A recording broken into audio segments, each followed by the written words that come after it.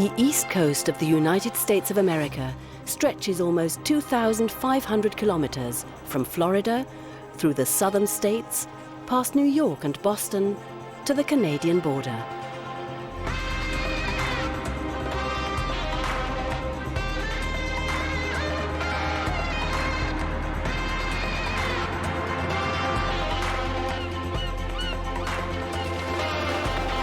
Nowhere is the American way of life as much fun as on the splendid beaches of Florida. But it's not only about enjoying the present. The Sunshine State also retains vestiges of an eventful history. The Florida Keys, more than 800 islands strung out like a chain of pearls. The journey continues through the Everglades and Miami to America's rocket launch complex and the lesser-known north towards the border with Georgia.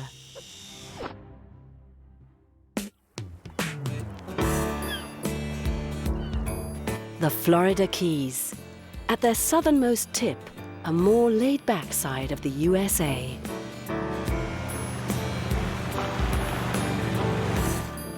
The lifestyle on these islands is thoroughly relaxed. Many residents came during the 70s to get away from it all and simply never returned to the mainland.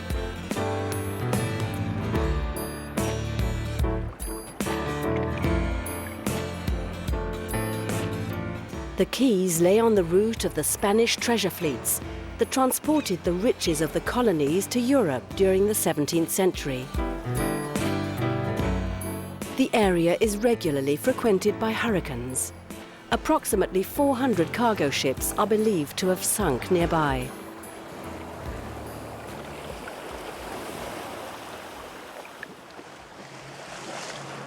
To this day, divers continue to search for sunken treasures off Key West.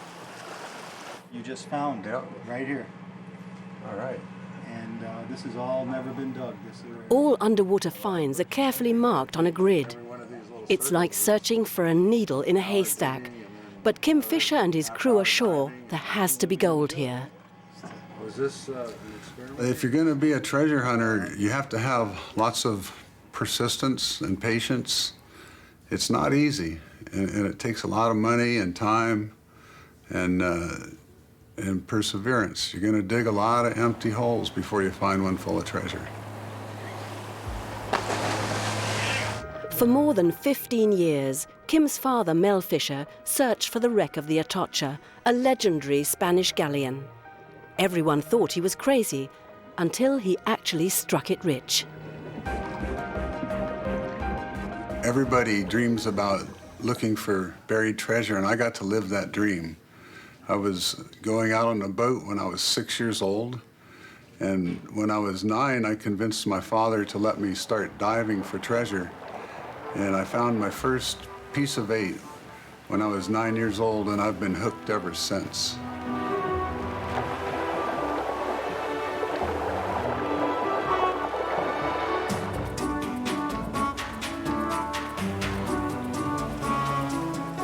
The Atocha's gold. Kim Fisher's goal is to bring up the entire treasure, which has been lying on the seabed for almost 400 years.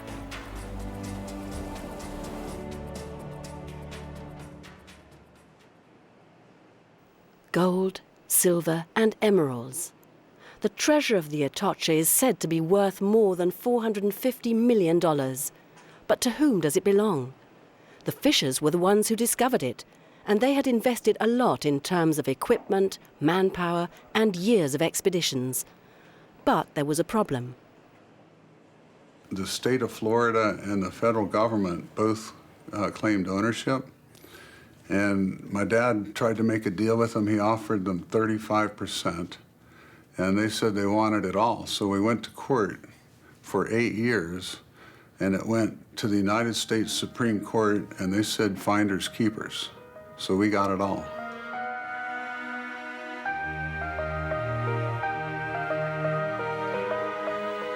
The hunt for treasure is not only about silver and gold.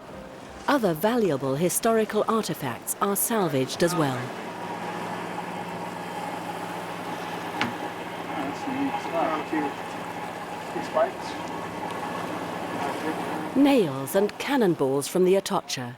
Solid proof that the ship really existed. Solid. Heavy. Sometimes it's always so heavy. At initial glance, it just looks like a rock. You know, it doesn't look like treasure, except the gold. The gold is shiny, so when you see gold, you know it's treasure.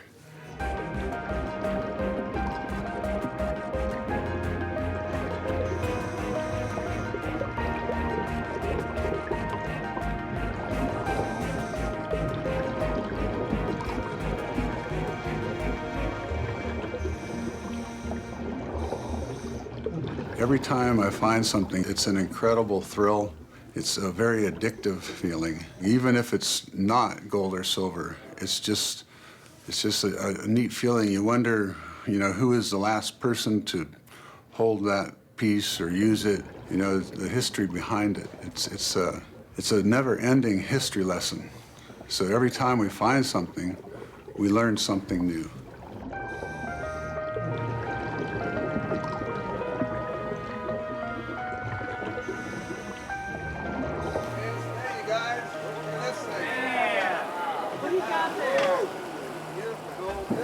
Just as shiny as the day it sank.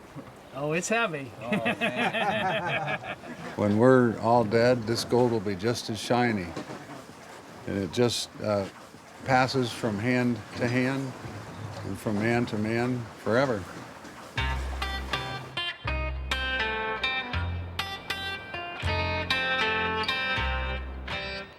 The name Key comes from the Spanish Cayo, meaning small island.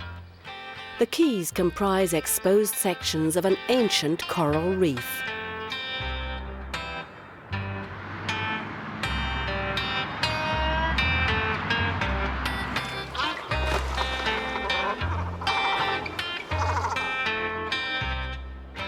Fidel Castro's Cuba lies just 180 kilometers to the south as the crow flies. A radar aerostat known as Fat Albert is constantly on the lookout for suspicious activities.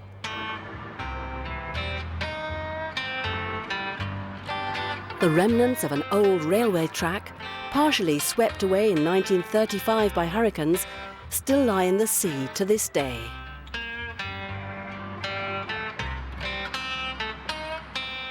Nowadays, only the overseas highway connects the islands to the mainland. The 7-mile bridge is the most spectacular of its 42 spans over water.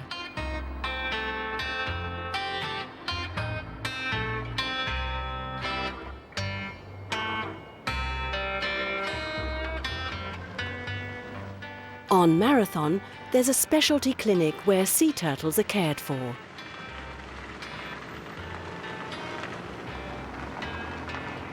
One patient is being transported to the operating room right now.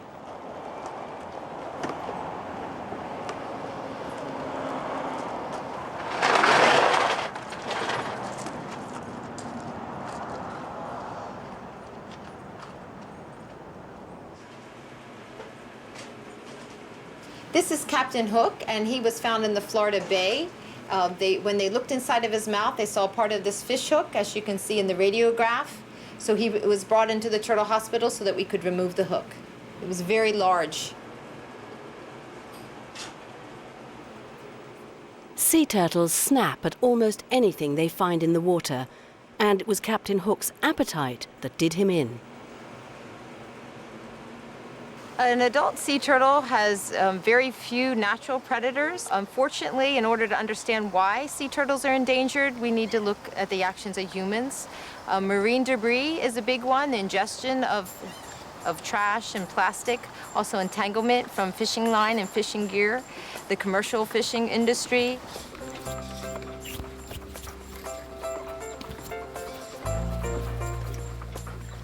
Marine biologist Betty Zirkelbach wants to make sure that the sea turtles will still be here for her grandchildren to see.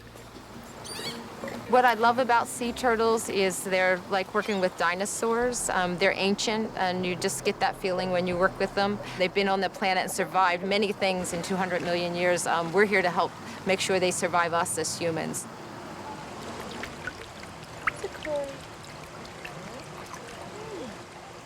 This is the Turtle Hospital's rehabilitation facility. Sea turtles in distress mostly arrive here thanks to reports from the Coast Guard or concerned local residents. Betty and her colleagues are especially worried about a mysterious viral infection that's affecting more and more turtles in Florida. Jack is one such case. When he was brought to the hospital, his shell was covered with algae and his body was full of tumors. Jack gets a bath regularly. He gets the algae scrubbed off of him. He's currently on a broad-spectrum antibiotic, and that's just to keep infection down because he's in the process of getting those soft tumors removed from his soft tissue, so that broad-spectrum antibiotic will keep him healthy through that. Also fluids. Whenever we give medications to the turtles, we make sure we give them fluids and keeps their kidneys healthy. Jack bravely makes it through his daily IV drip session.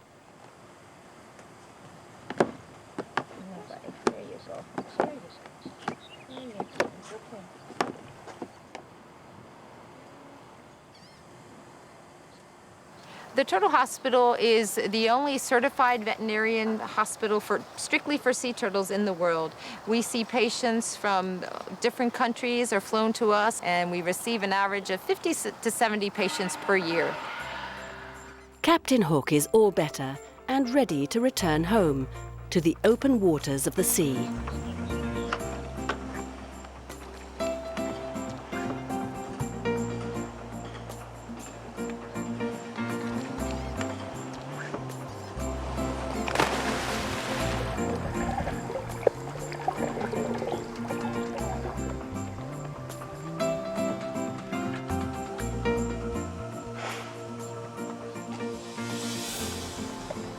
I'm a water baby, always have been, so if I'm not fixing a sea turtle, which I do most days, you'll find me under the water, scuba diving. We have an amazing marine life here and around the Florida Keys, and I have to say it is paradise.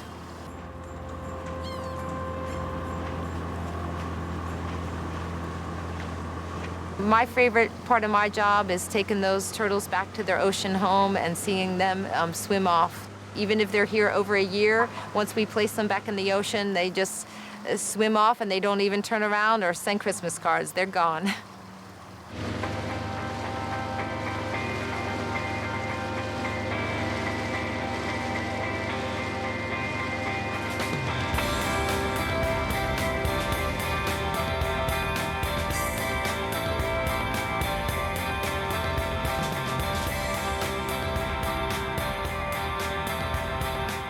The overseas highway continues northward through this tropical paradise.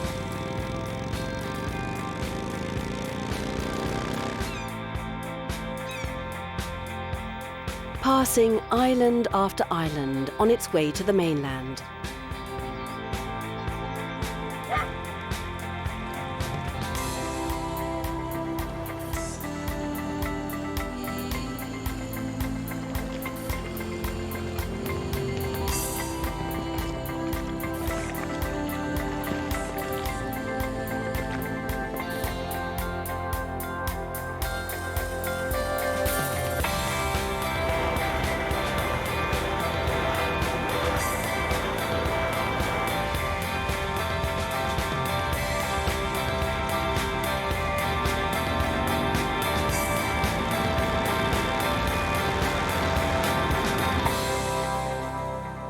Key Largo is the northernmost of the Florida Keys.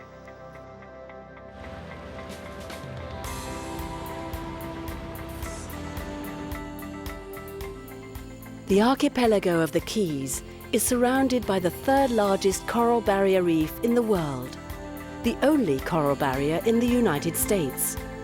Reefs around the world are threatened by global warming and other impacts.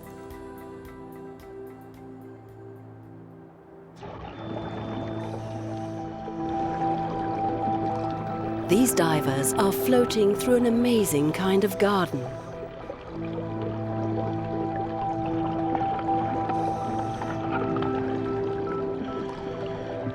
This is a nursery that's home to more than 35,000 coral fragments.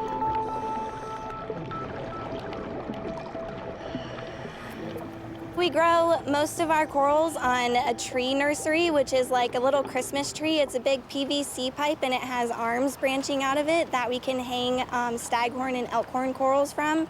And when we hang them on there, we put a little loop around the coral, and a piece that's the size of your pinky can grow to be about the size of 2 palms of your hands in just a year.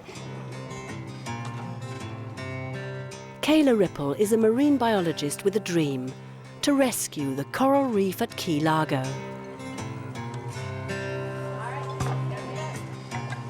Kayla and her colleagues at the Coral Restoration Foundation are setting out for a morning trip to the nursery.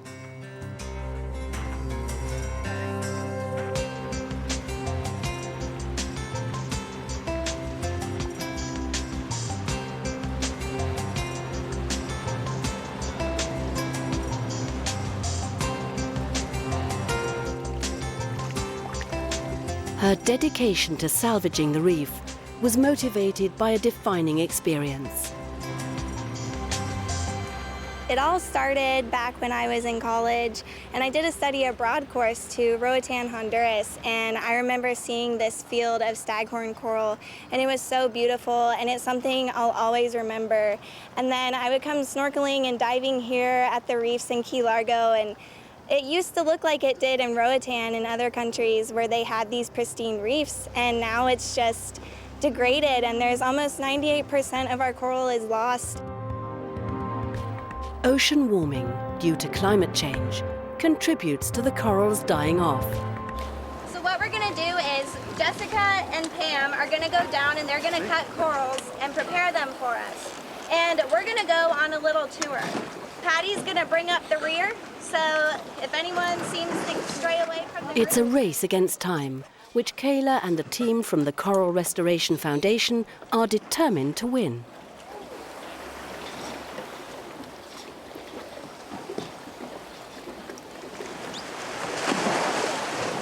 Just as a destroyed forest might be replanted, it's their plan to replant the coral reef.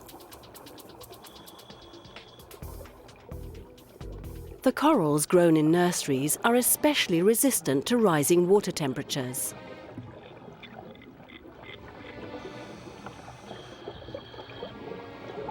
The divers attach them to the reef using a special adhesive.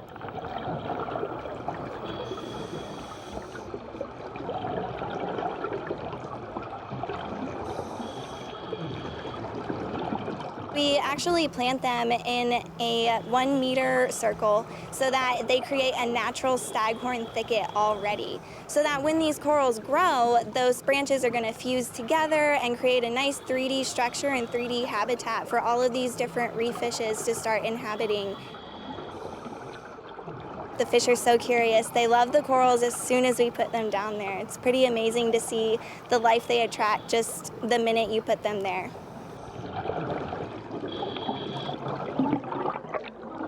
Key Largo is a hot spot for diving, and it's just a part of my life that I've never wanted to give up, and I'm so happy to be here and be with the ecosystems that I love most.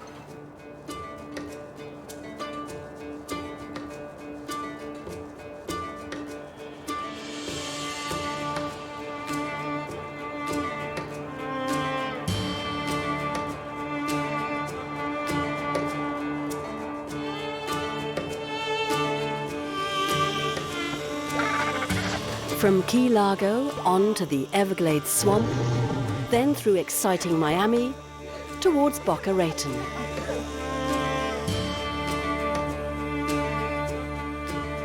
Mangrove forests and uninhabited islands.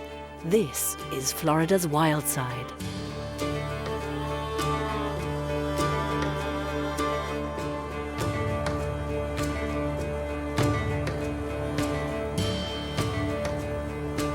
The Everglades. This swampland is home to myriads of species and has been declared a World Heritage Site by UNESCO.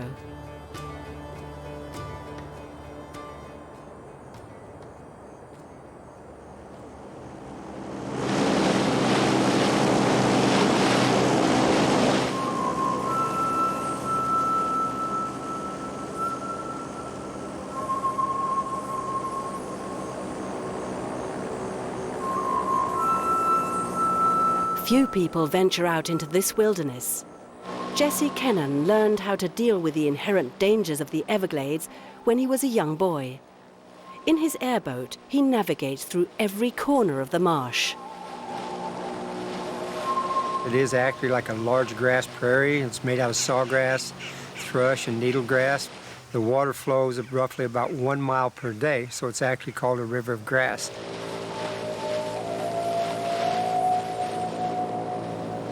Some call Jesse Kennan the king of the Everglades. But the real rulers of the swamp are lurking down below.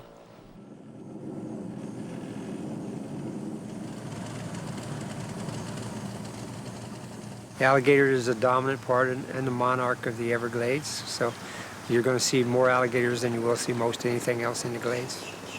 So in the state of Florida, you have about 1.5 million alligators.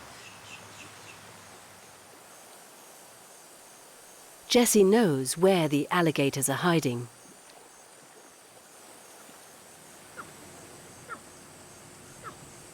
He's spent so many years observing them, he can now even speak their language. That sound is the sound of a baby alligator, like a little small alligator, and it creates curiosity for the adults. They always check it out and see what it is. Just something like this.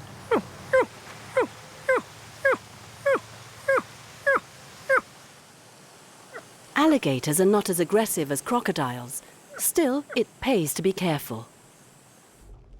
If you would put your hands out, it would be dangerous. You don't want to put your hands out because they do have the capabilities. If they got your hand, they could take your hand off. So you definitely don't want to do that. You don't want to try and touch them. Just look at them, stay a safe distance, and you're fine.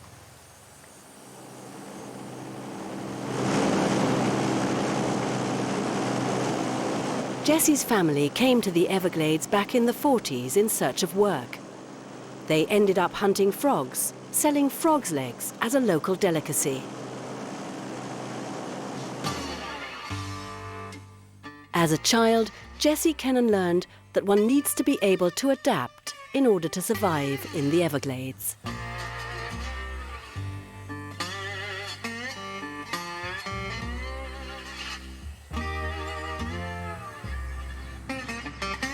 The Kennans founded their own town, Coopertown. Current population, exactly 8, all members of the Kennan family. Well, I'm the mayor of Coopertown because somebody has to take care of the responsibilities. That's me. I get elected for that, okay? We have a restaurant. We have our big house, the main house. We have our repair maintenance shop. Okay, we have a bait and tackle shop.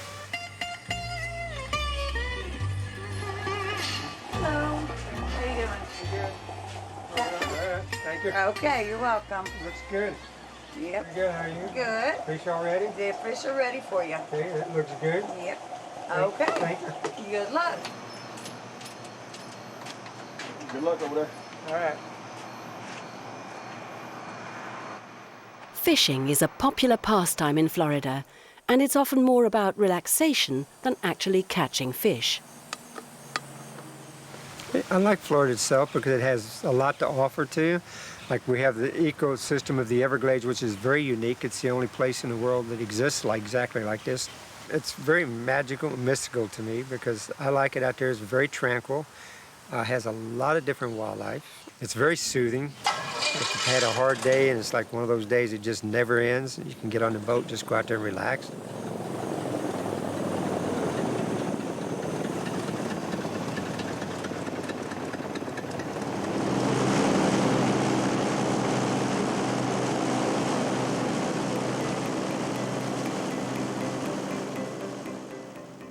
Within an hour by car from this wilderness, Miami, the so-called Magic City, home to the world's largest cruise ship port.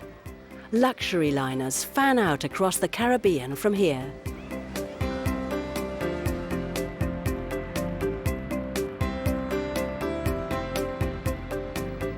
Hard to believe that at the end of the 19th century, Miami was just a tiny village with a population of 300.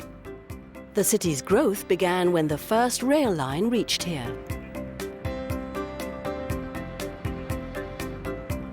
The venerable Biltmore Hotel lies just outside Miami, in the upmarket suburb of Coral Gables.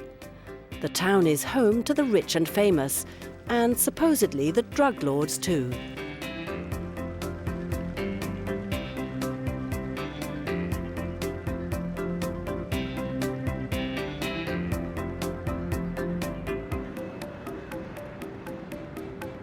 Key Biscayne, with its warm waters, is a local party hotspot.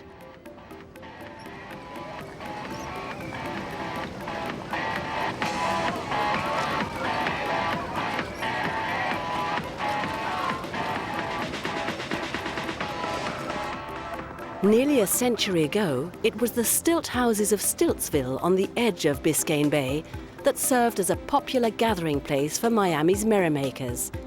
The Prohibition-era ban on alcohol simply was not taken very seriously in these wooden shacks.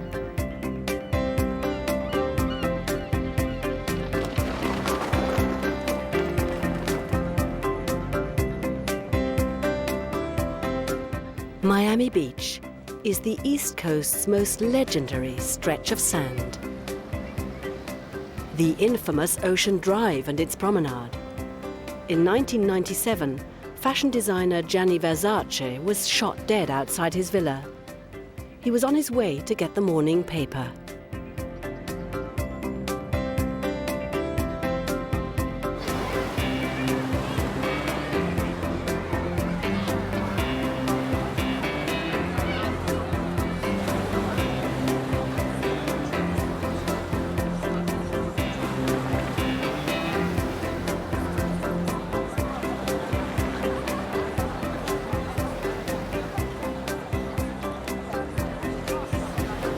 An endless series of beaches stretch north from Miami towards Boca Raton.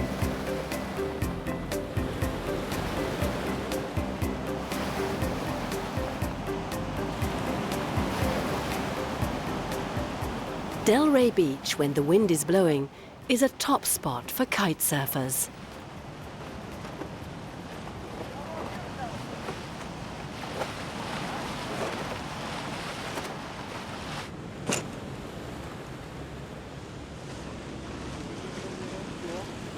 Sean Raingood is one of them. Surfing means everything to him, but the very fact that he can even walk the beach today is amazing in itself. An accident many years ago nearly cost him his life. When I was 19 years old, I was working at a fish house on Summerlin Key, and I was injured in a forklift accident, and the forklift drugged me for about 10 feet, and my foot was completely mangled. And at that point, I thought life was over. I didn't know if I would ever be able to run again in my life or be able to do anything. You know, I was an athlete before, running track in high school, cross country, played baseball, soccer. I was a pretty fit athlete.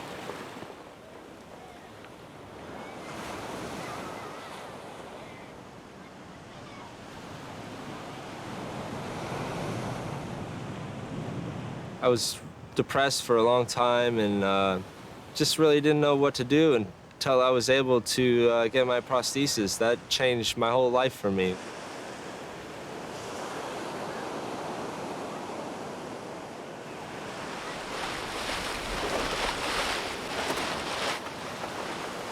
I started training again about a year after I lost my leg because I heard about this contest called the Extremity Games. It's only for amputees. They have wakeboarding, rock climbing, skateboarding, and BMX. And I really wanted to try out for it because it was the first year they were holding it. So I got back on the board and, you know, tried to get my leg back in the situation that it needed to be to stay on in the water. Sean trains daily on a water ski cableway. The challenges have only made him stronger.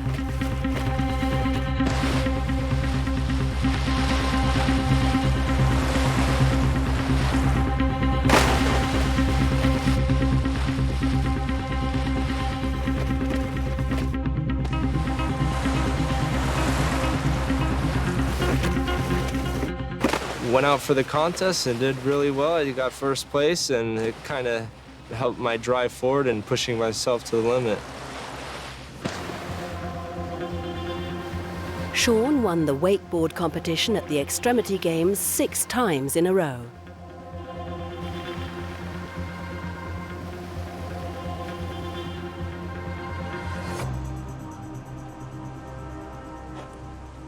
Carving wooden figures in his backyard helps him clear his mind. With his prosthesis, Sean can keep on living the life he wants to live. The lifestyle here in South Florida is kind of a beach lifestyle. It's just pretty laid back. It's like island style. So everybody's got to be somewhat presentable in their swimwear. And I think that, you know, everybody wants to be fit and active, and it's a good lifestyle.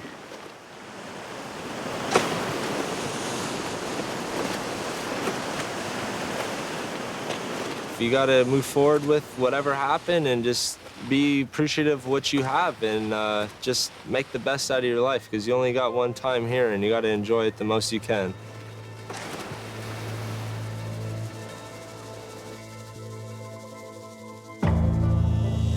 The journey continues up the coast from Boca Raton through Vero Beach towards the rocket launch site at Cape Canaveral.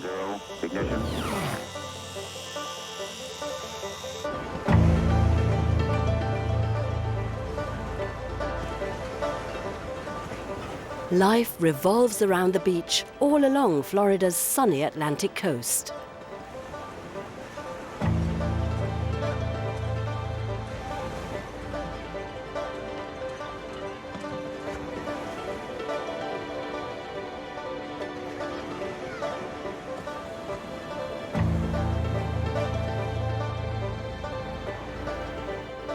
The Rockefellers and the Vanderbilts, America's financial elite, used to stay here at Palm Beach's luxury hotel, The Breakers.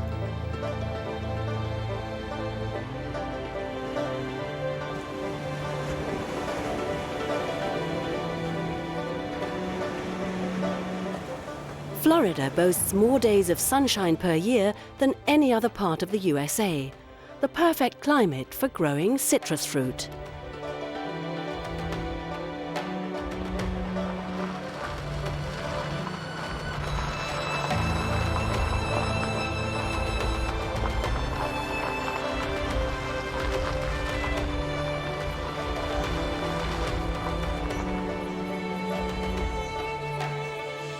Cheryl Roseland of Vero Beach comes from a long line of citrus farmers.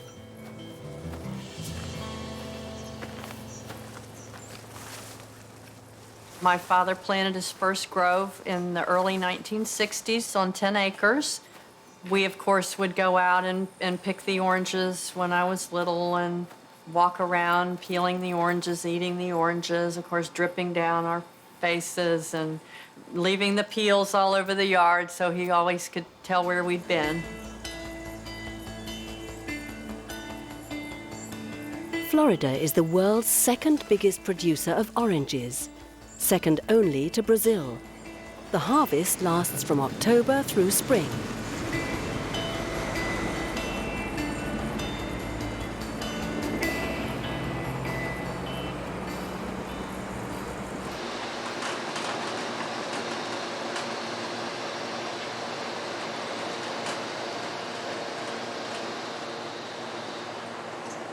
The fruit comes in from the groves. It goes through a process where as the leaves, the twigs, that kind of thing gets rolled off of them.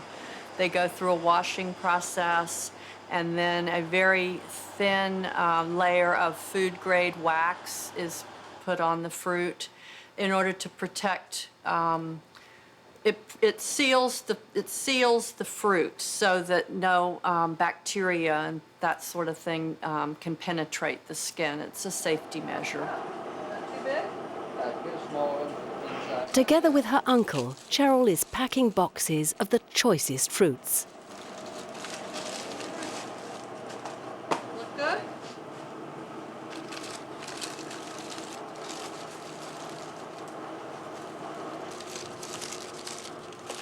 Sending food as gifts in the United States has become very popular, whether it's citrus or apples or pears.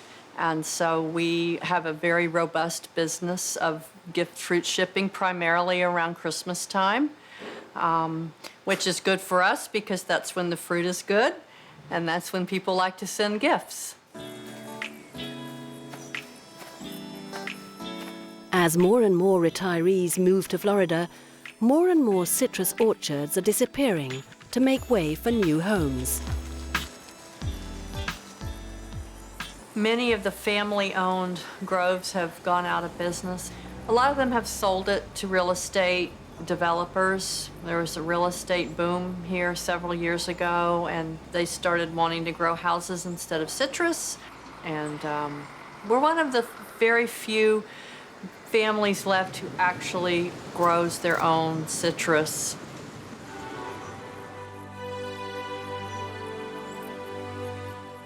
For Cheryl Roseland, the smell of oranges is inextricably linked with memories of her childhood.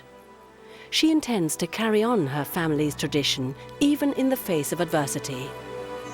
It's all for cheers.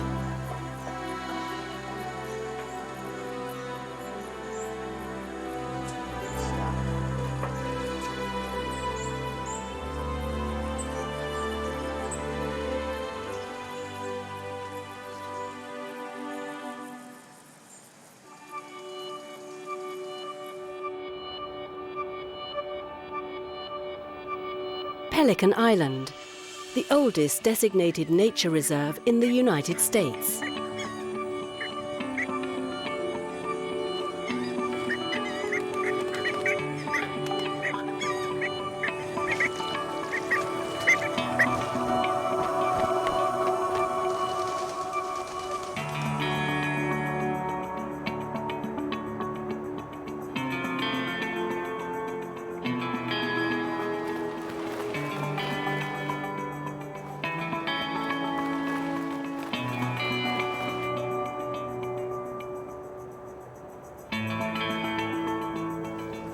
This sign warns motorboaters about manatees, but not because these sea cows are dangerous, rather because they're strictly protected under Florida law. They can sometimes be spotted here in the shallow waters.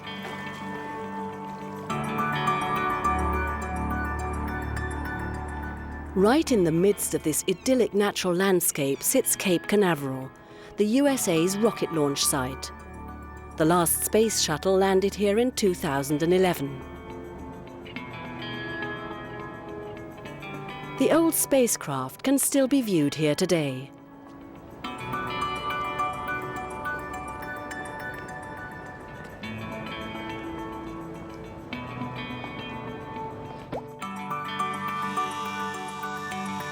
Daytona is famous for motorsports.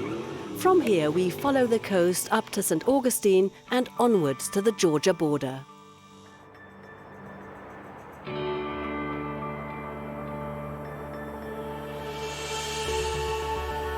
Florida's northern Atlantic coast is remote and peaceful.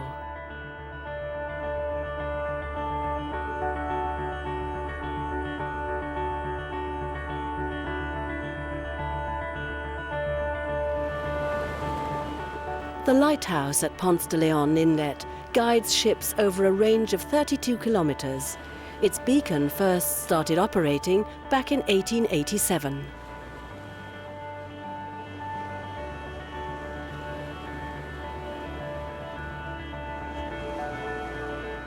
Daytona Beach, one of the most popular spring break destinations in the US.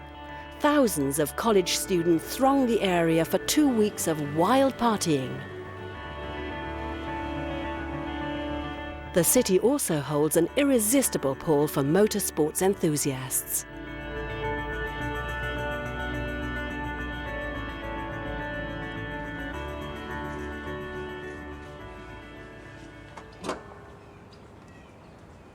Gary Rozier is truly passionate about muscle cars. His 1994 Mustang GT has almost 400 rear-wheel horsepower beneath its sparkling hood. I call it the Beast because after we rebuilt it, it's got quite a bit of horsepower and it takes a lot of money to keep going, and it's a love-hate relationship. I'm mad at it sometimes. It's a beast, I say, and then other times it's a beast because it's fun and it's loud and it's nasty. Gary's friends share his passion. When they drop by for a visit, his driveway resembles an automobile museum.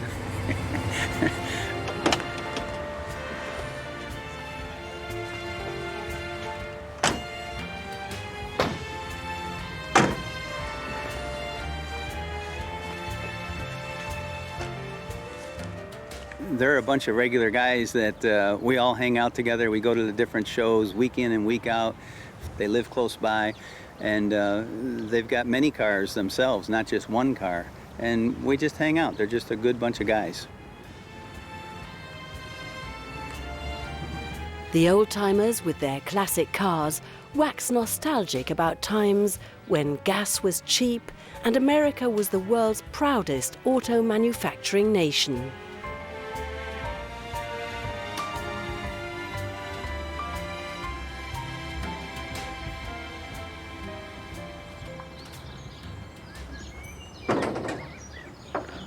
This 1963 Ford is overheating, but Gary can solve almost any car problem. So how are we going to solve this starter problem over here? The thing overheats. Gives you all kinds of extra room. Yeah. You go with an LS motor, all aluminum, a lot lighter. My dad was a mechanic, and he always took care of the family car. Back in the day when you could take care of a car, and he taught me everything, you know, how to grease the wheel bearings, how to do brakes, and all that.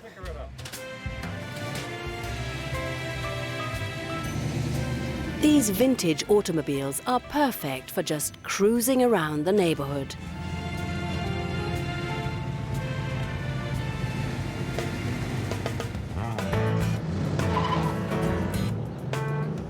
Today, Gary feels like driving down to the ocean.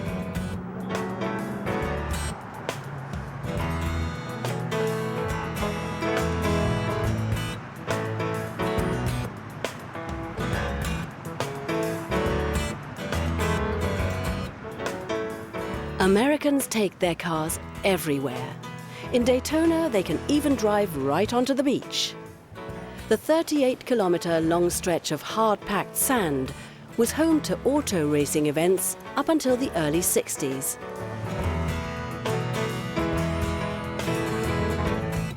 The reason I came to Daytona Beach, Florida was because I've always been a gearhead, always been about cars, and I noticed down here that there was a lot of car shows, things to do car-related, automotive-related, you know. That's what it's all about, you know. It's famous for its beach, and it is a gorgeous beach. Gary Rozier and his Mustang, a match made in hot rod heaven.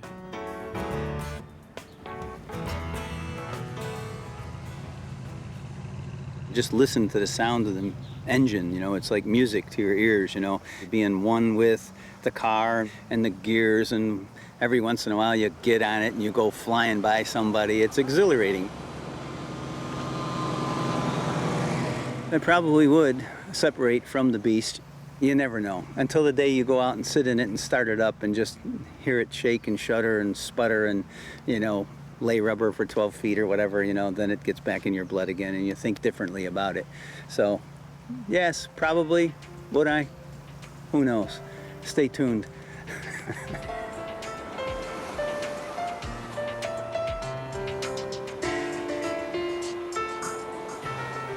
From Daytona, it's just 85 kilometers north to St. Augustine.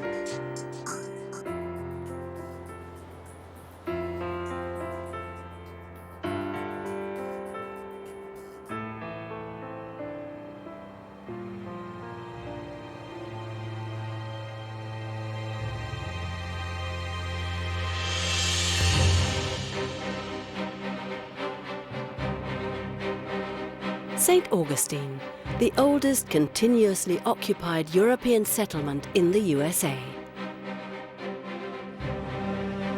In the spring of 1513, Ponce de Leon formally laid claim to the area for the Spanish crown. He named the region La Florida, after the Pascua Florida, the Spanish term for the flowery Easter season, during which they landed. But it was half a century later that the Spanish finally built a permanent settlement along the Florida coast. Castillo de San Marcos Fort was to protect St. Augustine against invasions. 500 years of history. By New World standards, that's quite a lot. City archaeologist Carl Halbert researches St. Augustine's historical heritage.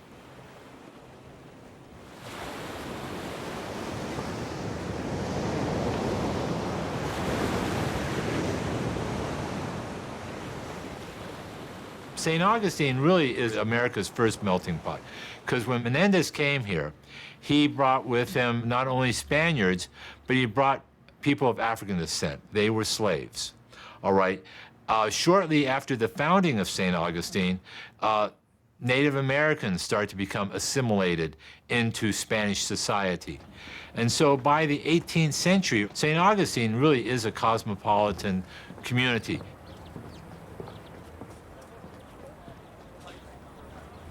For more than 20 years, Carl has been studying the area's colourful past.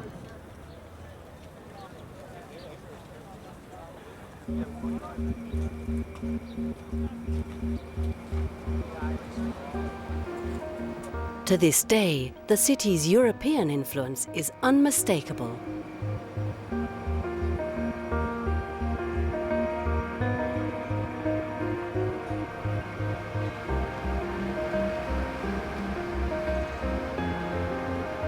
The main building of Flagler College was built in the late 1800s as a luxury hotel.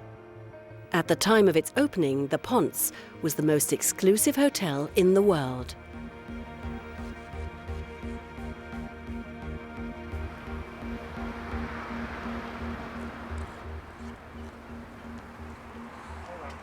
Legally, any planned construction project in St. Augustine needs to be reviewed for its potential to impact any buried archaeological resources. I like to think of St. Augustine as kind of like an archaeological gold mine, because you cannot stick a shovel into the ground and not hit something. It's just the archaeological heritage is that diverse, that rich, and that unique. Carl and his team meticulously sift through each and every bucket of dirt. Sometimes they unearth nothing more than fragments of seashells.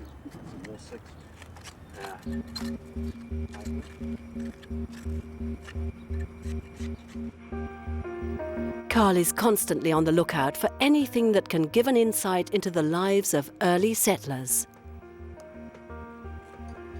Carl evaluates his artifacts in his laboratory.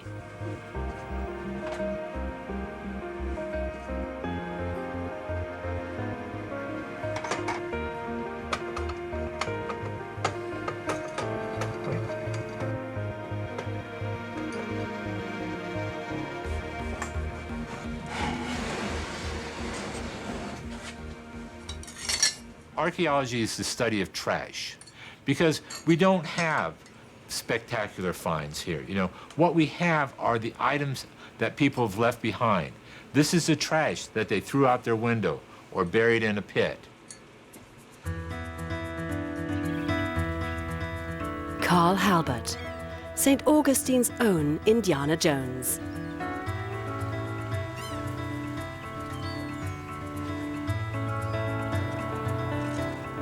The archaeologist is still thrilled by the discovery of what seems to be a normal pottery shard. Wow. Thanks to his experience and expertise, though, he recognizes the piece's true meaning and value.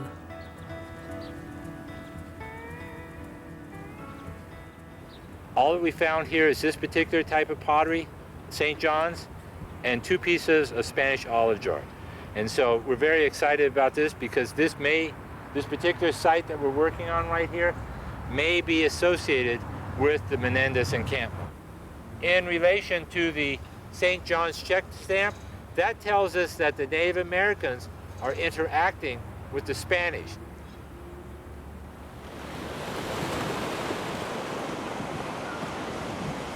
It may have been here, on St. Augustine's beach, where Europeans first set foot on what's now US territory.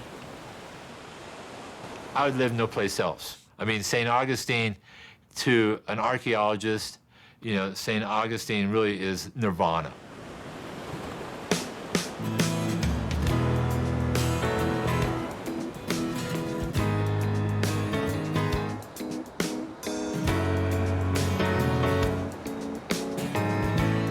It's just a short distance to Amelia Island at the Georgia border. And that's where the journey up the Sunshine State's Atlantic coastline ends. Florida amazes with secluded beaches, unspoiled nature, and the legacy of the early European settlers.